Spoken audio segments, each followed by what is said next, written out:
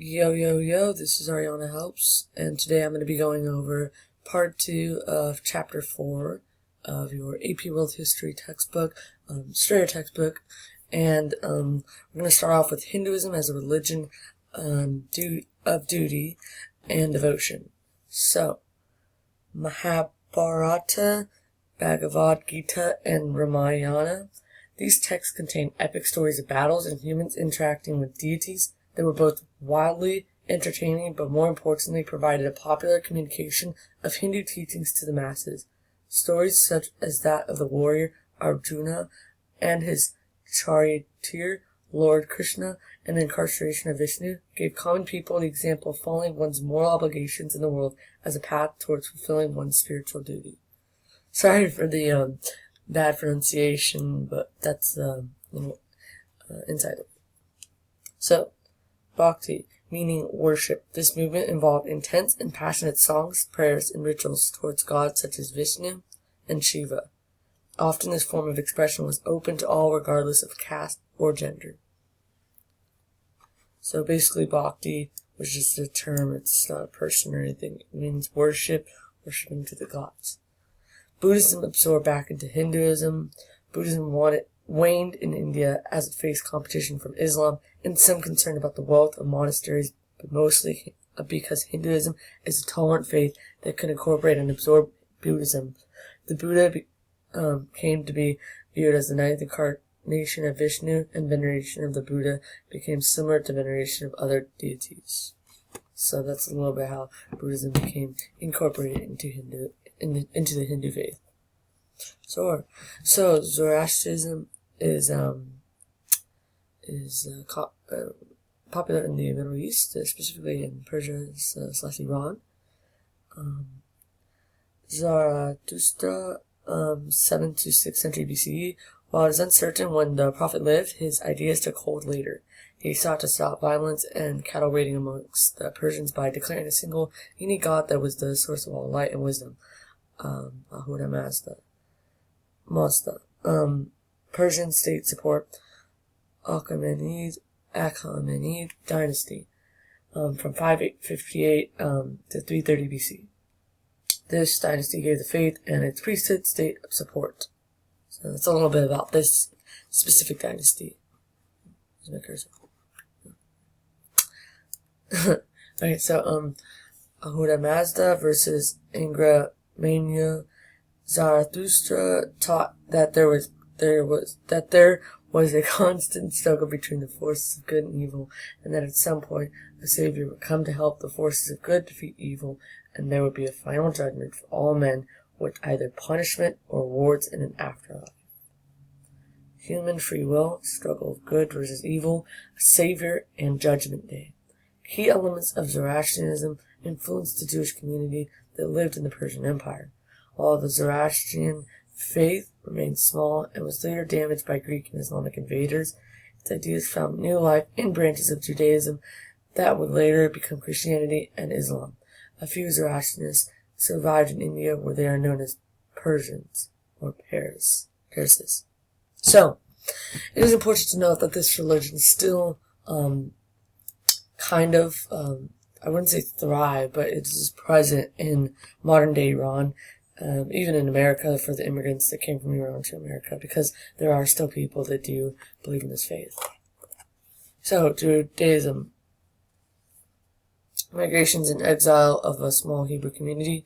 In contrast to Zoroastrianism, which developed in a powerful empire, Judaism was the tribal faith of a very small community that went through several migrations, exiles, and a few short-lived kingdoms. Rather than state identity holding these together, there was a shared religion and cultural identity that survived the centuries-long journey from Mesopotamia to Egypt and one of the promised land of Canaan before suffering invasions and exiles at the hands of the Assyrians in 772 BC and the Babylonians in 586 BC. So it's important to know that the Hebrew community did experience many exiles because of their faith. And the reason why those were caused and the justification for those, it will vary by person. Say, for you ask me, was it justified that these exiles were happening to the Hebrew community? I might give you a different response rather than an actual Jewish person. So, one exclusive and jealous God. The first of the laws passed down to the Hebrews was that there would be no other gods but God. This was difficult in the polytheistic agrarian world of the ancient Middle East.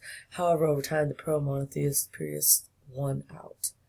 So, loyalty to Yahweh, which also means God, Yahweh, and obedience to his laws. The Jews' relationship with God was contractual. So long as they kept their faith and obeyed him, they would be rewarded with a growing population and prosperity. For many, the link to Yahweh was personal. He was a God that one could appeal to rather than an abstract force. This religious development laid the foundation for Christianity and Islam. So this is a quick map of ancient Israel. You can pause the video if you want to take a better look at it. But as you can see, there's just many cities as to where they could spread the religion. That is how their religion diffused by their exiles. So, the Greek way of knowing. Questions and not answers. The Greek contribution lay in asking a series of analytical questions about a wide variety of issues rather than proclaiming authoritative answers. Socrates, Plato, and Aristotle. Greece's three greatest thinkers were a succession of teachers and students. Socrates taught Plato, who taught Aristotle, who in turn tutored the future Alexander the Great as a young boy. Each provided important contributions to Greek thought in regards to questioning assumptions, defining terms and systems, and cataloging evidence. So each contributed. I don't know if I can write this out with my mouse, but each definitely contributed to the idea of answering their unknown questions, investigating things, just figuring out things in order to innovate, contribute. So, rational and non-religious analysis of the world. Central to the Greek philosophical contribution was the use of observation, reason, to make sense of a complicated world. Their questions, analysis, and answers did not rely on religion, leaps of faith, or great mysteries. Rather, the world was knowable. So, the Greek legacy, Alexander the Great, Rome, and the Academy in Athens.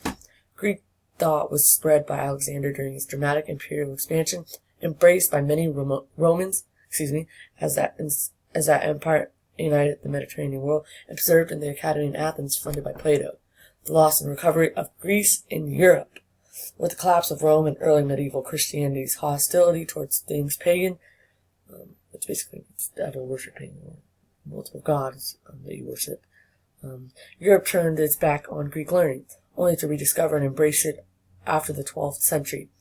This rediscovery would contribute to the Renaissance and the Scientific Revolution.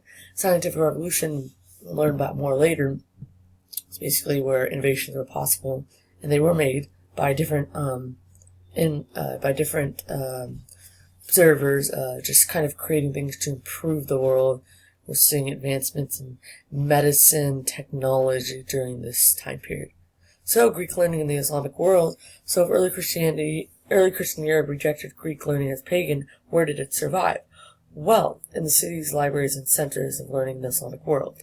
Here at the geographical crossroads of Europe, Asia, and Africa, Muslim scholars studied, critiqued, and built upon Greek, Indian, and Persian, and other international scholarship. Only when medieval Europe engaged with the Muslim world during the Crusades was this wisdom brought back into Europe proper. So, this is an image of the death of Crusaders. It's a piece of artwork that's pretty well known. You may want to take a quick pause and just look at it, exactly what's going on here. Again, I don't have too much insight on this, but as you can see, there's several people, and you can just notice their distinction of how they dress and all that. Again, images are not important for the AP World exam, nor are they important for your AP World unit exams given administrated by your teachers, because they will rarely ask you questions specifically about, who is wearing this, when were they wearing this. And again, dates are not important in AP World History, rather time periods and kind of what was going on in that time period. So, the lives of the founders, encounters with a higher level of reality. Jesus and the Buddha came from very different social backgrounds, but both had a very similar and profound encounter with a high level of reality and taught a path to personal salvation. Messages of love. So, both taught a message that put love for one's fellow man, even one's enemy, at the center. Jesus' miracle and dangerous social critique. While the Buddha did not create a social conflict and did not discuss the issue of gods and the supernatural, Jesus was said to have performed numerous miracles and gave sermons that challenged the social injustices and inequalities of the Roman Empire. So he basically wanted to find some kind of median for what was happening in the Roman Empire. He saw all these injustices, inequalities, basically with this social classes divide. He wanted to do something about this. The spread of religions. New religions after their death. While both the Buddha and Jesus wanted to reform Hindu and Jewish traditions, they were not trying to create new religions per se. However, after their death, their followers did exactly this and turned these two teachers into godlike figures. Paul, 10 to 65 CE. St. Paul was central to the spread of Christian faith as he sent out envoys, established churches, and oversaw the rules of this new community of believers. Lower social classes and women. While Paul and others were openly hostile to women in the church, the new faith provided new opportunities for many women in the Roman Empire. Jesus' social message attracted many converts from the lower social orders. So basically women, since they were considered lower, and so lower social classes, basically the scum of society, they wanted to climb up the ladders. So they, again, were down here, and they're like, how can we get a little bit more, not up here necessarily, but how can we get just higher up the ladder? And they're like, okay, we're going to join a religious community because this may help us. So non-European Christianity, while in the modern era Christianity became synonymous with Europe, in its first few centuries, faith was strongest in Southwest Asia and North Africa, with churches, monasteries, and other institutions spread through the Roman infrastructure of cities and roads and beyond into neighboring lands. Christianity as a Roman religion. While the Roman state was initially suspicious of and hostile to the faith of monotheism, seen as a form of atheism and its denial of Roman gods, one empire, Constantine, converted in the early 4th century. The faith soon became a state religion used to forge unity in a diverse empire. So basically, before they were actually crucifying Christians, and then Constantine, he said no more after he converted. And that's very important because that's how it spread in the Roman Empire, Roman state. So this is a map of the spread of Christianity and Buddhism. Pause and take a quick look at the patterns. I mean, it's amazing how it went all the way from,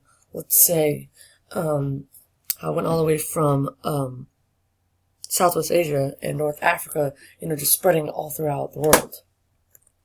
So the birth of Christianity with Buddhist comparisons. Exclusion of women from leadership. While in its first few generations, Christianity provided many opportunities for women to assume positions of leadership, by the 5th century they were being systematically excluded. The faith was beset by numerous debates about the teachings and natures of Jesus, as well as which text to include as part of the faith and its practice. Conciled orthodoxy and expulsion, a series of church councils sought to establish an orthodoxy in regards to teaching text and ritual. Those who did not adhere to what the councils proclaimed would be expelled from the Christian church. The Roman Empire was characterized by a distinct linguistic and cultural divide between the Latin West and the Greek East. This divide influenced by the interpretation and practice of the Christian faith, creating a profound distinction that survives until today. So, diversity in the Buddhist world. Buddhism also experienced a diversity of traditions and a series of councils that failed to impose unity upon the faith and its practitioners. So lastly, we just have some reflections. Secular evidence-based history versus faith. How are historians who use the social scientific method of analysis based on evidence to deal with the mysterious faith? Again, you might just want to think about these questions. They're not important for your AP exam, nor are they important for your unit exam, but it's always good to just think about these things that go on in history and how they connect to modern day religions. So, what if historical research shows that the faiths that have changed over time may be unlike what they were decades or centuries ago? And verifying the divine. How can a historian assess one's claim to have encountered God? So that's all we have for today for chapter 4. Thank you so much for watching. As always, don't forget to like, comment, and subscribe for more videos. Again, I'm done with this course. I'm making these videos for you guys. So don't forget to like, comment, subscribe. Share this link with your friends to help you guys study for the test. And if you're preparing for the AP World exam in May, you might want to rewatch my videos and go through them. They're really going to help you. So thank you so much for watching and have a great day.